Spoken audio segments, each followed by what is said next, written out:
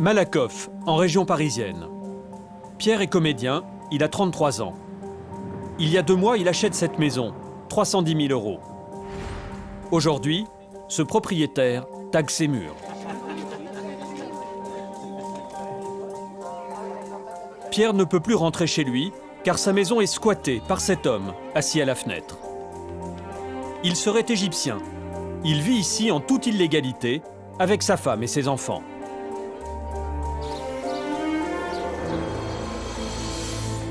Pierre est venu avec des amis pour tenter de faire partir le squatteur. Moi, je vous dis simplement, je suis propriétaire de cette maison.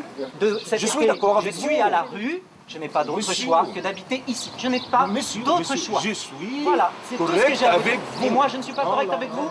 Vous êtes dit, je suis. Qu'est-ce qu'il y a d'incorrect? Moi, je n'ai pas Qu'est-ce qu'il y a d'incorrect? Je suis responsable 5 enfants, jamais voulu. Est-ce que vous êtes d'accord qu'on se parle? La situation est Je suis impossible. avec vous. Est-ce qu'on peut se parler? Je suis. Non, non, non, non. Mohamed refuse de quitter les lieux. Il est 21 h.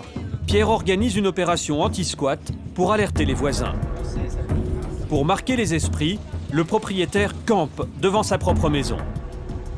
Ça, c'est ma tante. Voilà, donc ça c'est là où je compte habiter, donc c'est un peu le bordel. Je vais nettoyer. Non, non, là c'était la cuisine. Je vous ai montré la cuisine. C'est un 2 pièces, hein. C'est pas très grand. Là c'est la salle de bain. La salle d'eau. La salle d'eau, ouais. Voilà, la salle d'eau. Pierre ironise, pourtant il ne peut toujours pas rentrer chez lui. Son cauchemar a commencé il y a 2 jours. Il avait prévu des travaux dans sa maison. Quand les ouvriers arrivent, il se trouve face à Mohamed, le squatteur. On vous a raconté l'histoire déjà. Quand l'entrepreneur, il m'a dit, Monsieur Chamel, vous logez des gens? Non. Ah bah vous êtes squatté. Quoi? Ah bon? Donc, je suis rentré là par la porte là. Bonjour, je suis le propriétaire de la maison. Oui, bonjour. Je suis, voilà, j'habite ici. Ah ben, je vais vous demander de sortir, on doit faire des travaux. Non. Vous rentrez pas chez moi. C'est chez moi ici. Ah, je me suis dit, d'accord, ok. Est-ce qu'on va ailleurs? Le repère. Je me suis dit, c'est n'importe quoi. Et là, je me suis dit, oh là, je suis pas dans la merde. Et j'ai organisé aujourd'hui le contre-squat. J'ai installé ma tante, qui est là. Voilà. Alors qui est ce squatteur? Comment a-t-il pu rentrer dans cette maison? Nous avons voulu le rencontrer. Entrez. Mohamed accepte de tout nous expliquer, car il n'est pas tout à fait un squatteur comme les autres. Ça, c'est la cuisine. Mohamed est en situation régulière. Il travaille comme carreleur. Il s'est installé ici il y a 2 semaines avec sa femme et ses 5 enfants. Ça, c'est une petite chambre pour les femmes, quelque chose comme ça. Le couple est arrivé en France il y a 9 ans. Mohamed n'a jamais réussi à louer un logement dans le privé. Depuis des années, la famille va d'hôtel en hôtel. Youssef, Ahmed, El Sayed, les malades, les asthmatiques. Ça, c'est Aya. Ça, c'est très, très beau pour moi. Parce qu'avant, dans l'hôtel, elle n'est pas dormir comme ça. Elle n'est pas dormir comme ça. Elle dormir à côté. Aujourd'hui, le père de famille tombe des nues. Allez-y. Il affirme être entré dans la maison en toute légalité. D'ailleurs, il a même un bail, un contrat de location en bonne et due forme. Le propriétaire serait un certain Éric Simba. J'ai payé 900 €. Après, le monsieur m'a dit, d'accord, monsieur Attia, signez ici. Pour le contrat, comme ça, il est comblé. Moi, j'ai signé ici. Qui est Éric Simba? Comment Mohamed s'est-il fait piéger? Le faux propriétaire serait un homme de 45 ans d'origine africaine que Mohamed rencontre un jour dans un café. Bien habillé, beau parleur, il inspire confiance. Au fil de la conversation, il se présente comme le propriétaire d'une maison. Mohamed cherche un logement. Il lui propose de la louer pour 900 € par mois. Quelques jours après, le bail est signé. Mohamed ne se doute de rien. L'homme lui donne les clés du pavillon. Ça, c'est la clé générale. La clé originale pour là-bas, ou l'ancien. Qu'un monsieur vous a donné. Oui, donner 3 la clé. C'est la même. Tac, tac. Allez-y, monsieur Attia. La porte est ouverte. Et pourtant, il y a bien eu effraction, comme nous le montre Pierre, le vrai propriétaire. Là, c'est l'entrée par laquelle la personne qui habite dedans entre et sort. Bah, là, il y a une marque de pied de biche. Hein. On la voit. Ça a été forcé, hein. Voilà, tout simplement. Pour rentrer dans cette maison, Mohamed a versé 2 700 € en liquide, l'équivalent de 2 mois de caution et 1 mois de loyer. Il ne reverra plus jamais le faux bailleur. Éric Simba n'existe pas. C'était il y a 2 semaines, et aujourd'hui, impossible de déloger Mohamed et sa famille. Au-dessus de 48 heures, ils deviennent domiciliés. Ils sont domiciliés dans cette maison. À partir de ce moment-là, j'ai plus le droit de rentrer. Mais ils sont domiciliés, c'est-à-dire Ben, ça veut dire qu'en gros, ils sont locataires de ce monsieur que personne ne connaît. Mais c'est vous le propriétaire. Et moi, je suis propriétaire. Mais c'est pas pareil d'être propriétaire et d'être domicilié quelque part. C'est pas mon domicile ici. 23 heures. Contre toute attente, Mohamed sort. Il vient voir Pierre pour tenter de trouver une solution. Votre problème, il est petit. Mon problème, il est gros. Il n'est pas réglé avec un jour. Mon problème, il est petit. Non, votre problème, bien, il est oui, petit. je vois bien, mon ouais. problème, il est gros. Il n'est pas réglé avec un jour, 2 jours. Je suis d'accord avec vous, parce que moi, régler votre problème. Notre problème, il n'est pas petit, hein. On se retrouve à la Non, rue mais il dans dit, un voilà, mois. vous, c'est pas Et, petit, moi, c'est petit, moi, je veux bah bien non, sortir il est de la pas- maison. Sortez, parce que nous, on est en train de rembourser un emprunt pour la maison. Voilà, Et il on est peut pas payer. Non, non, mais nous, on à va pas dans la base. comparaison. Excusez-moi, des- Bordeaux-Demain ce des soir. problèmes. Bordeaux-Demain ce soir, et vous, tu dormes tranquille. Non, on Est-ce dort que- à la rue dans un Non, mois non, aussi. excusez-moi. Non, non, Donc, c'est pas très tranquille, en C'est- fait. Au bout d'une demi-heure, la situation s'apaise.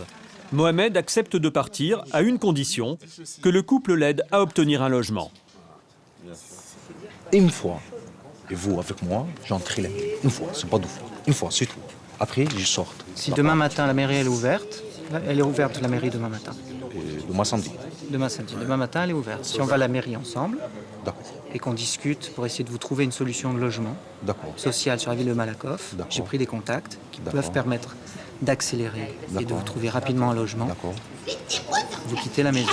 d'accord. On essaye d'aller à 10h à la mairie demain. D'accord. Ensemble, ok? À 10h, devant la Les mairie. 2 hommes trouvent enfin un arrangement. Le lendemain matin, sur la place de la mairie. Mohamed est au rendez-vous. Pierre est accompagné de ses parents et de ses beaux-parents.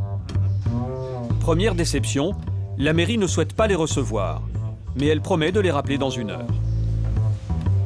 Pierre est encore inquiet. Si Mohamed ne part pas, il faudra entamer une procédure judiciaire pour obtenir son expulsion. Légalement, il peut arriver donc jusqu'à la trêve hivernale, dans 6 mois. Et là, ça rajoute tout l'hiver, donc il y en a pour 1 an, quoi. Un an minimum ou maximum? Ah ben, moi, on m'a dit 1 an minimum, ouais. Donc ça peut être C'est-à-dire qu'il y a des plusieurs situations, on m'a parlé de situations comme la mienne, où ça durait 2 ans. En France, tout locataire détenant un justificatif de domicile est considéré comme de bonne foi. C'est au propriétaire squatté de prouver que le bail est faux devant les tribunaux. Quelques minutes plus tard, Pierre est finalement contacté par l'employé de la mairie.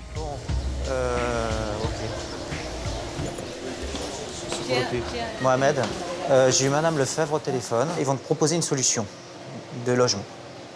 Je ne sais pas si c'est logement temporaire, etc. Si tu quittes la maison, tu ne seras pas à la rue. Là, oui. Voilà, ça c'est sûr. Oui, oui, ça c'est sûr, ça c'est sûr. C'est très bon pour moi. Voilà. Je vais dormir bien. Donc profite. Moi, je souhaite que tu trouves un logement rapidement, que tout s'arrange pour tout le monde. Moi, c'est ce dont j'ai envie. Oui, oui, Voilà. d'accord. Retour à la maison. Mohamed tient parole. Il s'est engagé à libérer les lieux avant midi. Il déménage ses affaires sur le trottoir, sans garantie de relogement. Car Mohamed et sa famille ne savent toujours pas où ils dormiront ce soir. Le père de famille espérait rester dans cette maison pendant des années. Aujourd'hui, il doit tout déménager. Même cette machine à laver toute neuve qu'il venait d'acheter. Ça, c'est la première fois que j'ai acheté une machine à laver après 9 années dans la France. Parce que toujours dans l'hôtel. Pierre, le propriétaire, est soulagé. Il fait venir son entrepreneur tout de suite. Les ouvriers vont commencer à travailler. Il tient absolument à occuper les lieux et sécuriser la maison. Par contre, ça, il faut enlever. Ça et ça. C'est deux coups. Parce que ça, c'est avec ça qu'ils ont condamné les Véros. Ouais. Hein? Vous avez pris un peu possession de votre propriété? Pas encore tout à fait. Parce qu'il y a encore il y a la télé, il y a encore un bébé qui est là. Ça fait un peu bizarre quand même. Je suis pas à l'aise. Ce propriétaire a eu beaucoup de chance. Il est rarissime qu'un squatteur accepte de libérer les lieux aussi rapidement. Pour Mohamed, le rêve d'offrir une maison à ses enfants vient de s'envoler. C'est pas malade. Tout comme les 2700 € de caution qu'il a laissés à un certain Eric Simba. Mohamed se considère comme une victime. Il a tenu à le rappeler sur un petit mot qu'il laisse derrière lui. Je n'ai pas squatté cette maison, je suis entré avec des clés. La femme de Mohamed finit de vider la maison. Elle ne sait toujours pas où sa famille dormira ce soir. Pierre, le propriétaire, est parti au travail. Ses parents prennent le relais pour aider la famille. Mohamed revient de la mairie. Le beau-père de Pierre l'a accompagné. Les deux hommes sont effondrés. Au lieu de lui proposer un logement, les services sociaux renvoient Mohamed vers le 115, le numéro d'urgence pour les SDF. Pas aller au 115. Non. Mohamed, c'est la seule solution. On nous a dit, on a téléphoné à beaucoup d'organisations. Oui, non, le 115. Le 115 avec mon la main. Le 115, ça c'est très très simple. N'importe quelle personne, entre aujourd'hui de la France, elle est parlée avec 115. Le 115, maintenant, ça ne marche pas avec moi. Parce que ça fait 9 années, je suis dans l'hôtel, sans cuisine, sans machine à laver, sans tout. Je dormir avec une place, moi, les enfants dormir avec notre place. C'est ça le meurtrier 115. Il n'y a pas une chambre avec le 115, pour une famille, 7 personnes. Tout le monde s'attendait à une proposition sérieuse. Pour les voisins et pour la famille, c'est la consternation. J'avais espoir qu'il fasse quelque chose, vraiment. J'y croyais en tout cas. Je crois que j'étais pas la seule, on y croyait.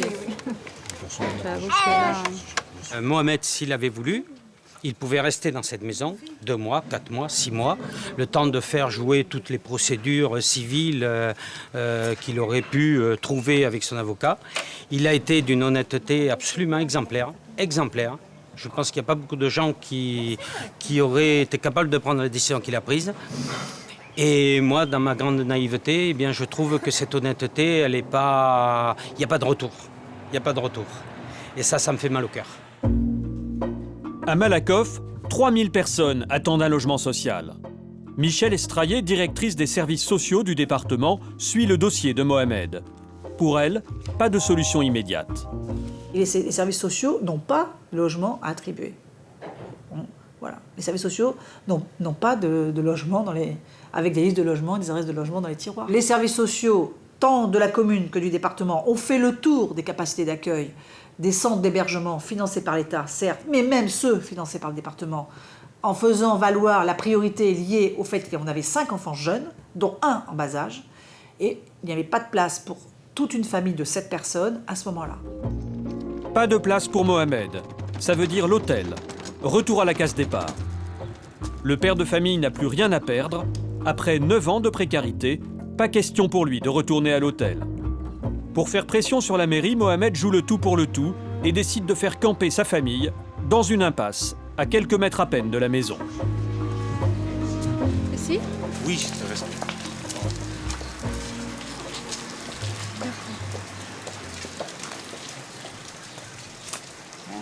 On ne peut pas lui faire entendre. C'est là qu'il veut rester. Il veut acheter une tente et venir planter la tente là. Il ne veut plus aller à l'hôtel du tout. Jusqu'à que la mairie fasse quelque chose. Je ne sais pas, moi, ça m'angoisse. On ne peut pas laisser... Et on n'arrive pas à le convaincre, hein, rien du tout. Je sais pas. Il ne va pas dormir là avec ses 5 enfants quand même. Je sais pas. C'est lourd, hein. C'est vraiment trop lourd. Je vais encore essayer de joindre... Victime d'un escroc, Mohamed a tout perdu.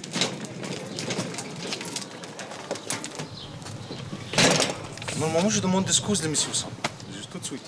Eric Simba, le faux bailleur, a disparu dans la nature. Mohamed, sa femme et ses 5 enfants devront dormir dehors ce soir. Moi j'avais le local pour On tout veut pas, ranger. on veut pas rester ici. Pourquoi? Tu es pauvre? On peut dormir ici. Vous voulez dormir ici? C'est déjà. T'inquiète pas. On va dormir ici? Oui. Ouais. On peut pas dormir ici? Oui. Oui. Finalement, les enfants ne dormiront pas dans la rue. Ils seront hébergés par une voisine. Seul Mohamed restera dehors. Quant à sa demande de logement social à Malakoff, 10 ans d'attente pour obtenir un HLM. Aujourd'hui, après des semaines de combat, il renonce à un chez lui. Il finit par accepter la solution provisoire que lui offrent les services sociaux, quelques semaines à l'hôtel. Maintenant, de l'hôtel. À Malakoff. Là, à Malakoff, le centre social,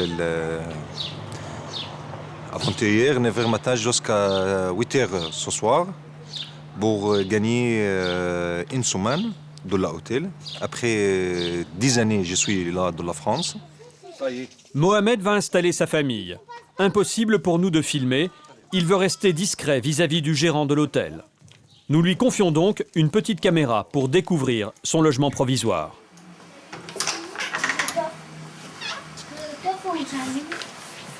Vous êtes dormi où, Ahmed? Où? Ici? Ouais. Youssef est où? Il est là. Là. En bas. Aya où? Là.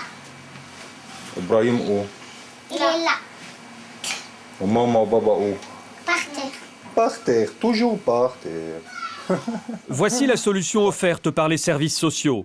Une chambre de 9 mètres carrés pour 7 personnes, une pièce minuscule pour un prix exorbitant, 3 500 € par mois. Car les hôteliers calculent le prix à la personne et non au mètre carré. Plus la famille est nombreuse, plus la facture est salée. Cette facture, Mohamed n'a pas les moyens de la payer.